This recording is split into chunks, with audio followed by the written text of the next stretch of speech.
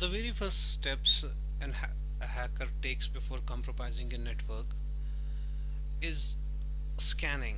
Now, scanning is the process whereby an attacker finds out what processes or ports or services are running on a network. He uses different methods to find out about the services that are running on a network and the ports that are open in a network.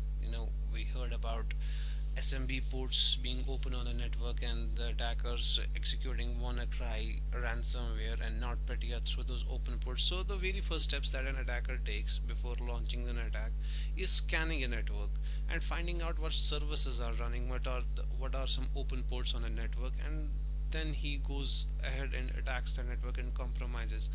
Now, scanning can be done by various ways. Scanning is a process where he finds out, what systems are live by pinging or doing a ping sweep, and for trace route to find out what is the part of the network, what systems are live, who is responding, who is not responding, and also find out about the ports and the services running. Now, one of the methods he uses is called a SYN stealth. We know TCP. TCP is a transmission control protocol that uses three-way handshake, before exchanging data. So what happens is we send a SYN packet, synchronized packet, then we get a SYN and ACK packet back, and then we send an ACK to acknowledge that yes, everything is fine and dandy, and the communication starts after that, reliable bidirectional stream. Now, in a SYN stealth attack, or a SYN stealth, not an attack, we can't say this is an attack, this is a scan. In a SYN stealth scan, what happens is an attacker does not complete the three-way handshake. He only sends the SYN packet and waits for a reply. Now, when he crafts a SYN packet, he chooses a random source port, let's say 2004, and a destination port, a well-written destination port, let's say 443 for HTTPS, 80 or SMTP, 25, 21, FTP, any port that he wishes to choose, and he sends this packet to the network to find out who will respond with these port numbers. Let's say he sends a SYN to this network and sends using a 443 or 80 or whatever port. Now, when these PC will reply back with a SYN and ACK, they will start with the source port 443, for which the services they were running, the attacker was trying to find out, are 80, and the destination port of the hacker, that random port. Now the packet will go back a SYN and an ACK packet, but what the hacker does is he does not complete the three-way handshake and he does not send an ACK packet. Because his work is already done, he has seen what services are being run on the internal networks.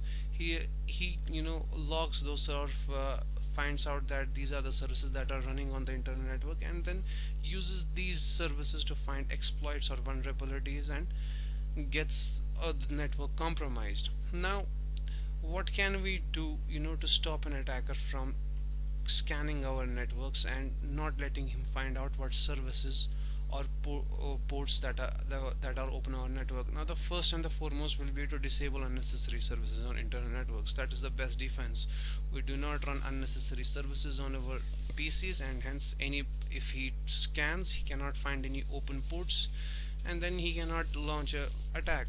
Now, if we haven't done the disabling of the services, what we can do is we can take a simple router and use this against the scanning attack. What we can do is, one of the methods I want to talk about is Reflexive ACLs. What Reflexive ACLs does is it looks at the flow and sees where the packets are coming from being initiated, and then creates a reciprocal entry in its table, and then allows data back from the source that this reciprocal entry points to. To give you an example, let's say we have a host 10.1.1.1 and that is going out to an internet address 201.1.1. Now we have applied a reflexive ACLs whereby we have allowed this network to go out for, let's say, 443, and we would like the traffic to be returned to him on the same port with the source of this, destination of this. Now what the router will do is it will create a reciprocal or a reflective entry with the stating of source of 201.1 and the destination of 10.1, which is the internal network. And if a packet comes back, let's say this was the HTTP GET request, and then a response come back, the router will look at this entry and will allow the packet. Now if we have only allowed the traffic from inside to outside. This does not only apply to TCP, this applies to UDP and other services as well. So let's say we have only allowed TCP to be from inside to outside, because we are not expecting any initiation or SYN packets from outside to in. So the router, if he finds out that anybody is trying to come in from the internet, let's say this is the internet, anybody is trying to come in the network from the internet using the SYN, it will not be allowed and the packet will be dropped.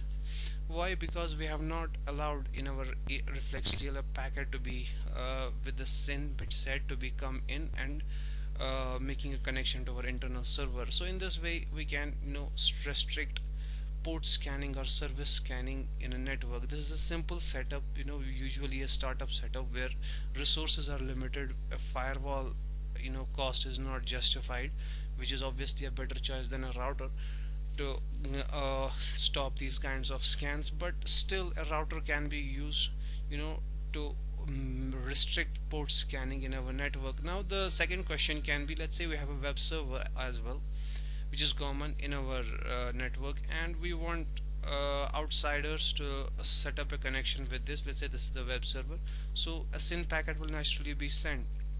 What we can do is we can explicitly allow in our outside ACL, out to in ACL, this address, so that SYN connections can be made to this web server, and anybody can come in. But we will segregate this internal network from being sent a SYN packet, and use a different ACL rules for this in our reflexive ACLs to allow in to out only as connection establishment and no out to in.